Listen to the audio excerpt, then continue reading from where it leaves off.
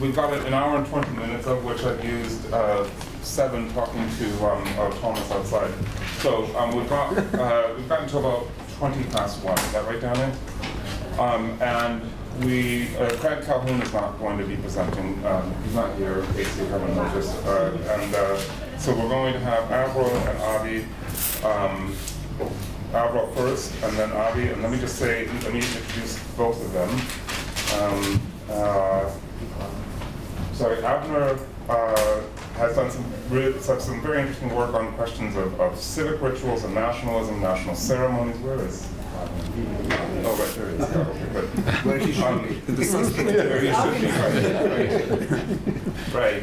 Rituals, ceremonies, history lessons, textbooks, memory, museums, all these sorts of things, and they relate to the production and reproduction of national identities and national solidarity. So right on topic of what we're talking about. So Avi, and you're a retired professor of education, is that right? Yes. Okay, so a retired professor of education from Tel Aviv University. So over to you, Avner. And you, as discussed, we've negotiated about 20 minutes plus a film, so we can all look forward to the film. Short film. A very short film, yeah. Okay. Good day, everybody. Thank you very much. As an old-fashioned historian, I have no PowerPoint presentation, only a bunch of papers from which I'm going to read. Also, as a good historian, I'm going to tell you a story, because this is what historians do. The title, Memory, Ritual and Solidarity, the Centennial of the First World War in France. And I'm going to begin my story on the evening of November 11th, 2020. A group of 6 soldiers carried a coffin up the decorated Rue Soufflot in Paris towards the Pantheon, amidst a crowd of spectators. The body in the coffin was that of Maurice Genevois, a veteran of the Great War and a renowned author of novels based on his experience as a soldier, most of which were published during the 1920s. Genevois had died in 1980, and his body was exhumed for its ceremonial transfer to the Pantheon on Armistice Day 2020. The magnificent ceremony, with the participation of President Emmanuel Macron, was transmitted live on French television and covered by the French press. This ceremony was the last act of the centennial of the First World War, which had begun with another magnificent ceremony on the 14th of July 2014. In my talk today, I'd like to focus on the organization of the centennial and to explain how, over the course of 6 years, it was meant to operate on the micro level, creating a relations of solidarity that would strengthen a sense of national identity. About 6,000 commemorative acts from all across France, many of them initiated by small communes and local associations, received the official sanction of the Central Centennial Committee. The Centennial, as any act of commemoration, created a link between the past, the commemorated event, and the present, the commemorating commune, with the figure of the Great War soldier as a mediator between the two. As President François Hollande said in the 2013 speech, in which he outlined the project of the centenary, I quote, "Commemorating means to know where we came from in order to better understand what joins us together and makes us a nation. It also means to renew the patriotism that unites us and which rejects nobody, whatever his beliefs, his origins, or the color of his skin." End of quote. My assumption then is that one of the major aims of the centennial was to mobilize the entire French society around the memory of the Great War, and thus, at least symbolically, efface the political, social divisions of the present day. My other assumption is that a sense of solidarity is possible only on the micro, interpersonal level, and not on the macro level of the nation state. This is what I learned from my fellow sociologist. The celebration of the Centennial with its multiple local commemorations could enable the Frenchman to move from the local solidarity to national identity. But before examining the mechanism of the Centennial from above, that is, from the point of view of the organizers, I would like to take a look at the role played by the concepts of solidarity and fraternity in French political culture. Both had at times social and national connotations, and both are important for our understanding of the government's attitude towards the Centennial, which was a highly centralized event. So the first part of my talk consists of a quick survey of the history of these concepts, fraternity, solidarity, and second part, analysis of the Centennial. Now, when it comes to the concept of fraternity, it is possible to delve deep into the past. I can return to Rome of the early Republic, where the theme of the two brothers, hence of fraternity, was very important for the development of notions of military camaraderie and battlefield unity. I can also return to the early years of the Church, when Christian believers were regarded as brothers, united by the same bonds of fraternity. Because of time constraints, I prefer to begin with Jean-Jacques Rousseau, who in the mid-18th century underlined the importance of fraternity both in the social domain as a sign of equality and as a patriotic notion but bound together members of the same nation. He wrote about places like ancient Sparta, Geneva of his childhood, or Poland of the future, and argued that the equality among the citizens was necessary in order to create a sense of patriotic attachment, that is, fraternity. Many years later, as you know, the Durkheimian anthropologist Mary Douglas drew a distinction between the grid, the social hierarchy among the members of the community, and the group, the shared identity vis-à-vis other communities, and demonstrated the relation between these two dimensions of the life of a community. So at the beginning of the French Revolution, these two aspects of fraternity became separated. During the first moderate phase of the revolution, that of the constitutional monarchy, the concept of fraternity acquired an inclusive social dimension. For example, in the Parisian Festival of Federation, July 14th, 1790, the Marquis de Lafayette, commander of the National Guard, vowed on behalf of all the assembled National Guards, I quote, to remain united to all the French by the indissoluble bonds of fraternity, end of quote. In addition, the term acquired a religious Christian dimension due to the adherence of part of the Catholic clergy to the revolution. A change came about in the radical phase of the revolution between 92 and 94, after the fall of the monarchy, the execution of King Louis XVI, and a clash between the Revolutionary Army and the armies of the first coalition that invaded France. Fraternity became an exclusive, emotional, and menacing term, simultaneously uniting the revolutionaries together and directed them against the enemies of the revolution from within, the aristocrats, and from without, British, Prussians, and Austrians. As in the writings of Rousseau, social equality again became associated with patriotism, And the revolutionary leader, Bertrand Barrère, expressed it well when he declared in a 1794 speech, I quote, "Revolutionary fraternity consists of helping the weak, defending la patrie, rejecting the aristocrats, and denouncing the counter-revolutionaries." End of quote. The emphasis on brothers and brotherhood, ubiquitous in speeches and iconography in this period, mark only brothers.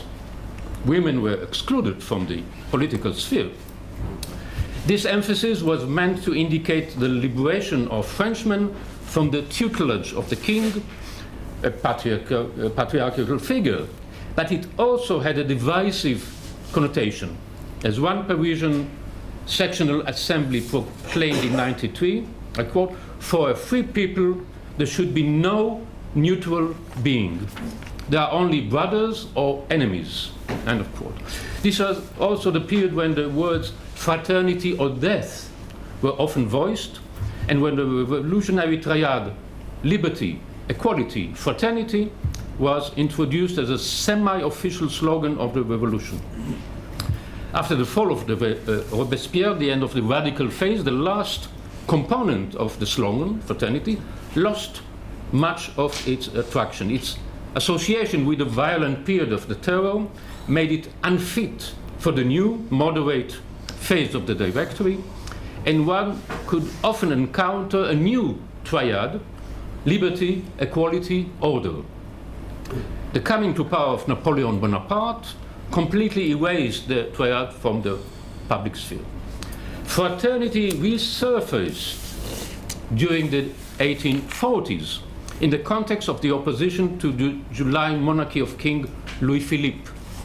It stood for a combination of socialist and republican ideas, which were also shared by the left wing of the Catholic Church. Some of these ideas were implemented by the French Second Republic, which was established as a result of the 1848 revolution. However, after several months, the conservative republicans took over the regime, and it ceased to be fraternal. Gradually, during the second half of the 19th century, fraternity was replaced by solidarity. The former, fraternity, was considered too religious, too emotional, vague, whereas the latter, solidarity, seemed secular, rational, and scientific.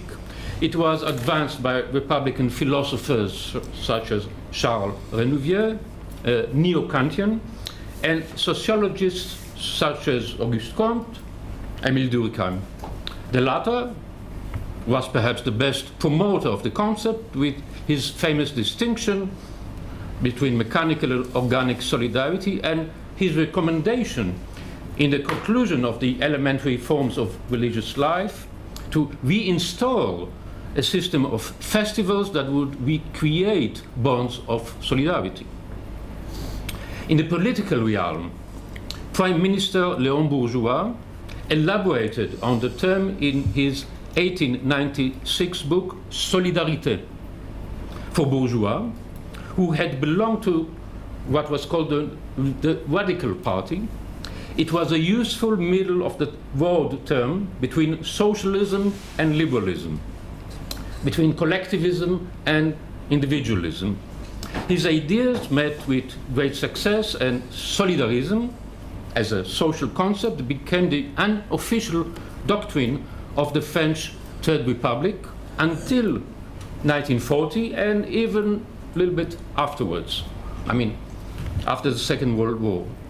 The term fraternity never regained the importance it had during the First and Second Republics, while the term identity was associated mainly with French nationalism of the right wing. It was no coincidence that one of the first steps taken by the right-wing president Nicolas Sarkozy after being elected in 2007 was the creation of the Ministry of Immigration, Integration, Co-development, and National Identity. That's the official title. Now I think we can return to the Centennial with a better understanding of the role of the notion of solidarity in French society. Although the term was used mainly in a social context, the insight offered by sociologists concerning its importance in the national context was shared by the organizers of the Centennial. As the final report of the what's called the Mission du Centenaire de la Première Guerre mondiale, that's the official name of the committee, they stated, I quote, "The First World War seems like a conflict that perfectly lends itself for commemoration," end of quote. To understand why this was so, it will be helpful to compare it with another important conflict that merited a concerted effort of commemoration, the French Revolution, whose bicentennial was celebrated in the same grand manner in 1989. The bicentennial was less successful than the centennial for several reasons. French Revolution was an event that divided and still divides the Frenchmen, while the Great War enjoyed a much larger consensus.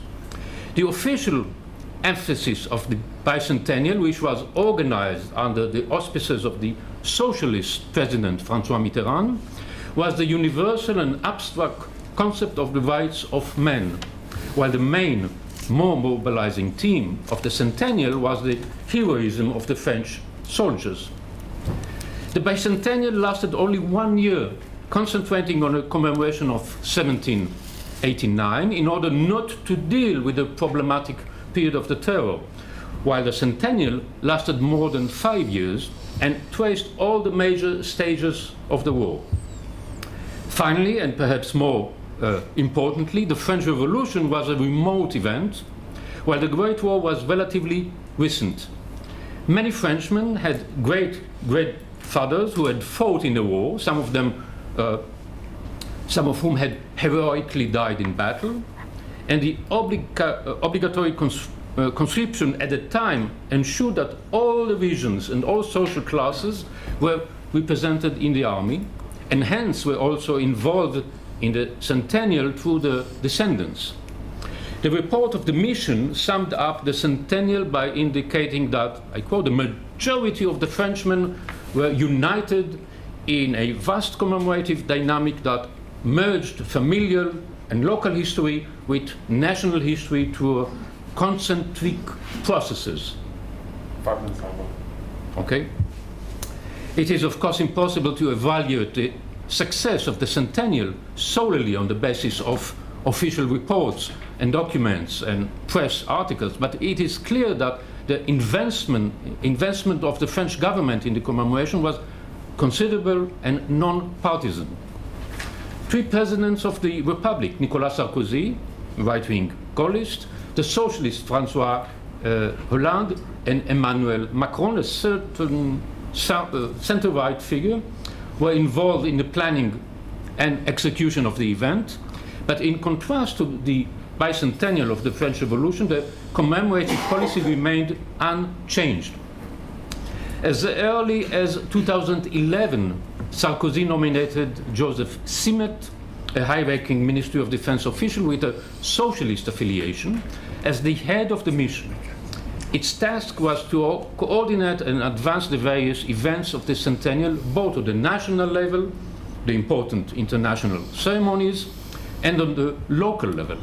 In fact, most of the mission's work, which it conducted through subcommittees, was to examine the thousands of commemorative projects, proposals that were channeled through 95 special departmental centennial committees, and to decide whether or not to grant them the official label of the centennial.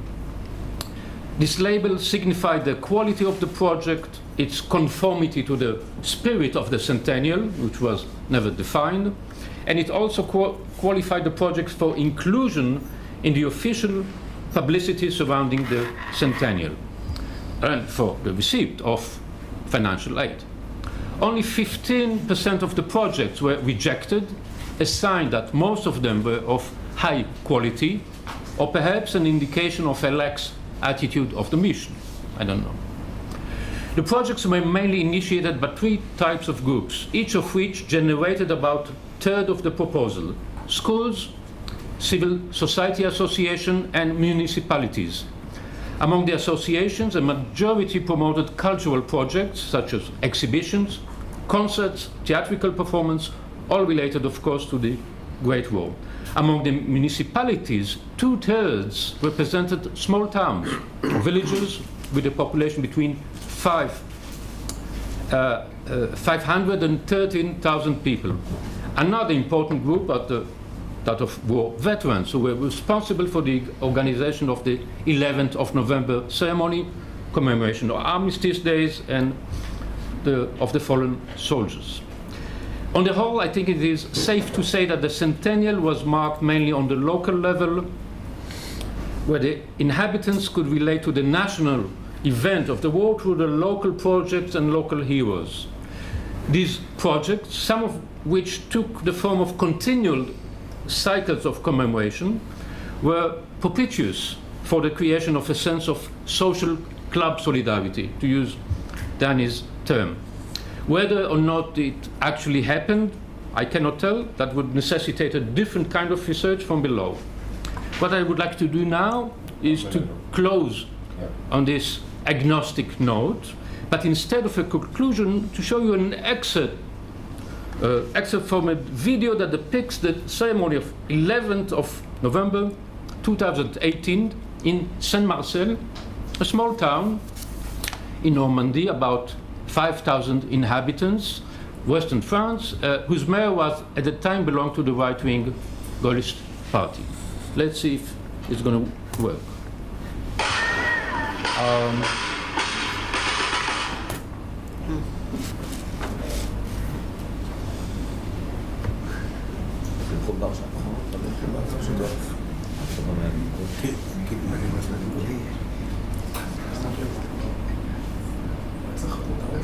תזיז את העכבר קצת, כאילו, זה גאה כאילו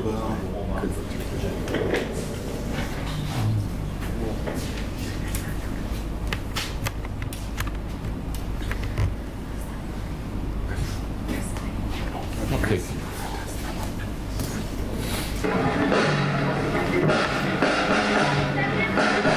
This is the orchestra, the village orchestra.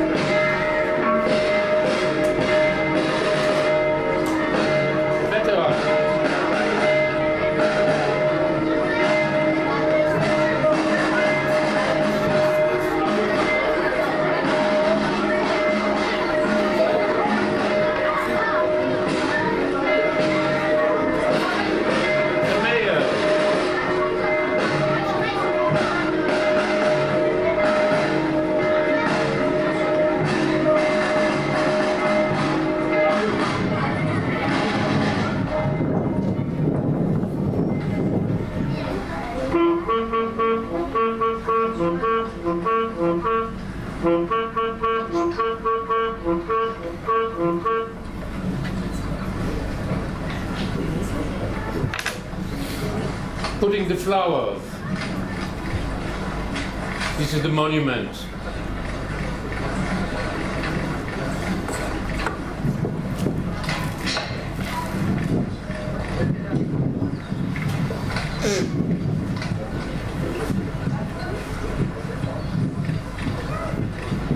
A minute of silence. Well, not actually a minute, but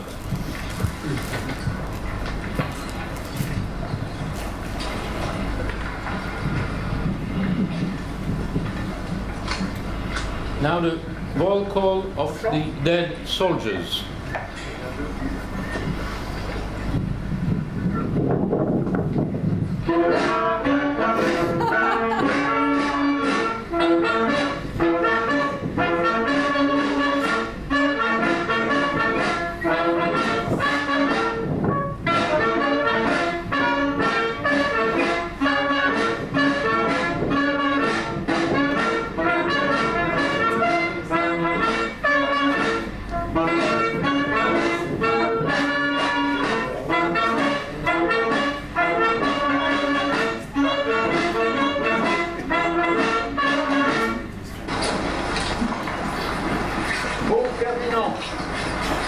With the speaker?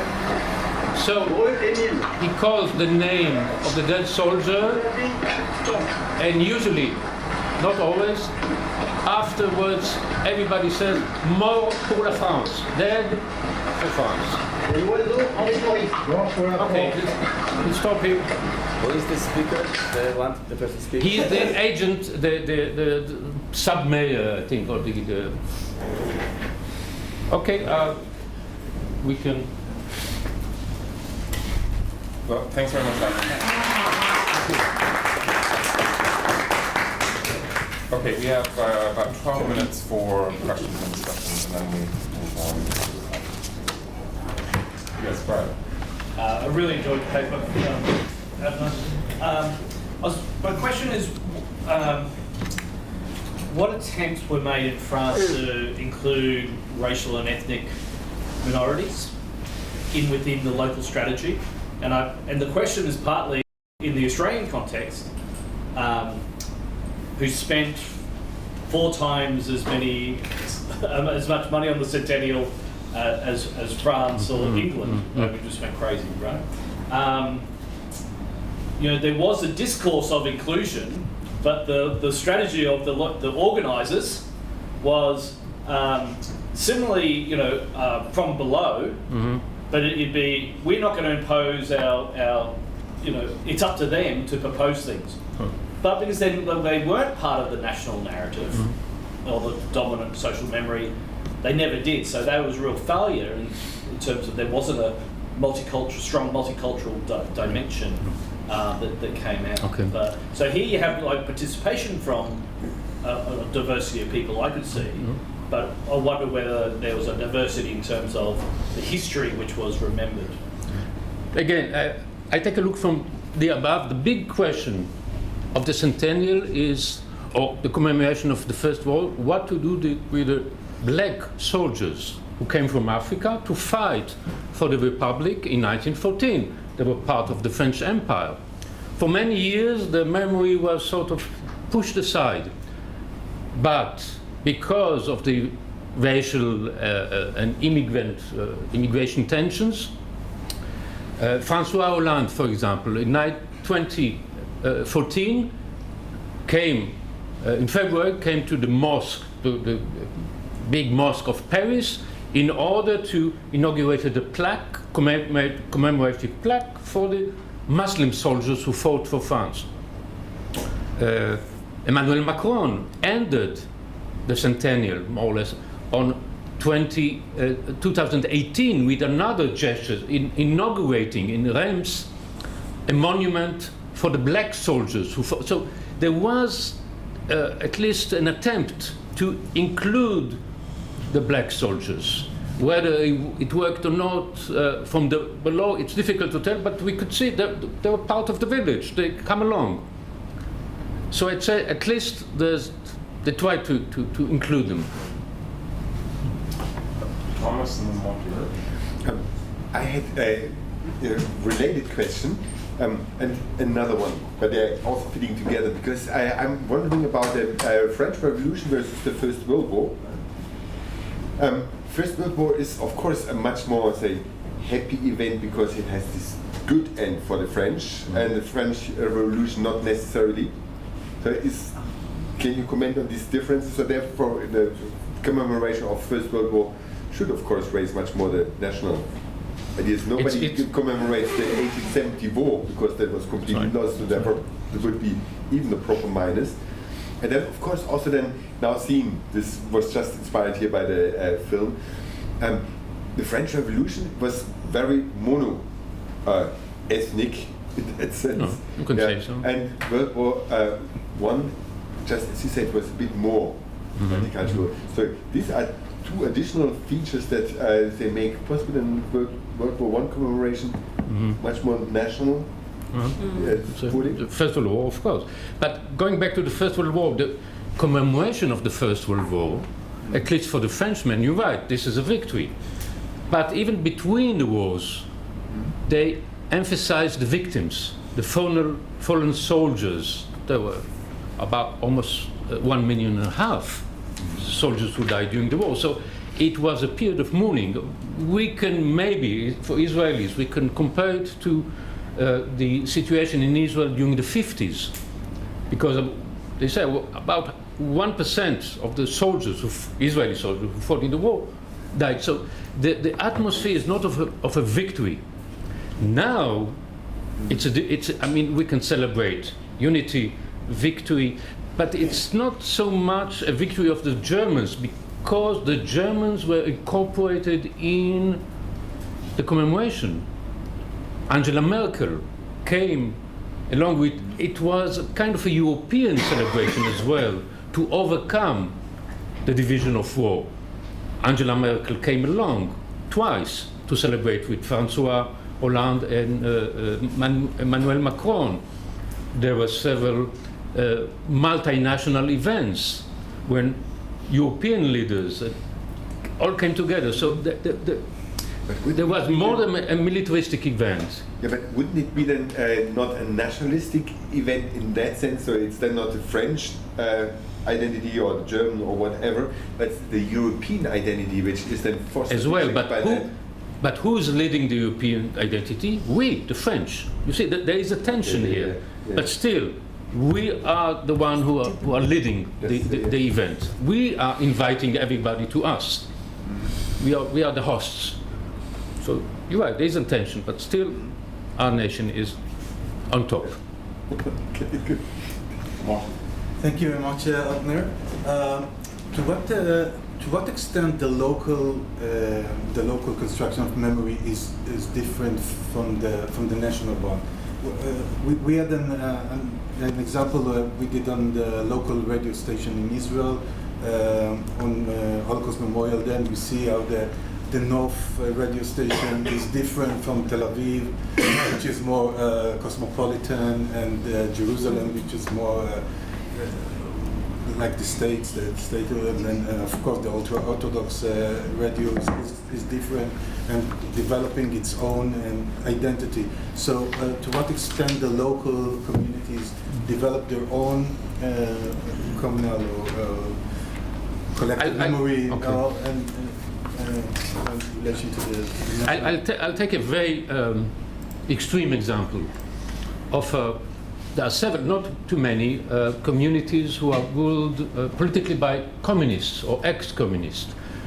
And in these communities, even today, when you look, I think you showed the monuments to the dead. So the monuments for the dead, in some of them, in France, they don't say died for France or died in the war. When it's written died for the war, this is a pacifist. It means a pacifist anti-war message, because he didn't die heroically. He died because of the war. That's it.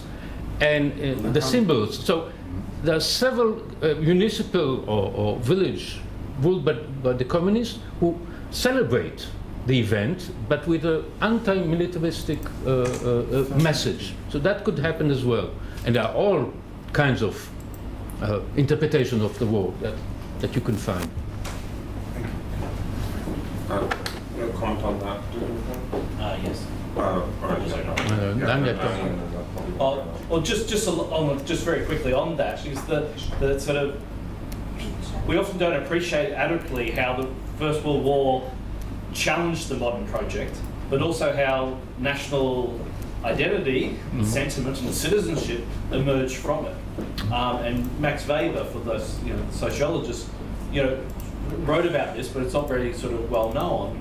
And particularly because the welfare system that came from that was designed around the veterans of the First World War, really that was intertwined with new ideas of citizenship which didn't exist prior to the war.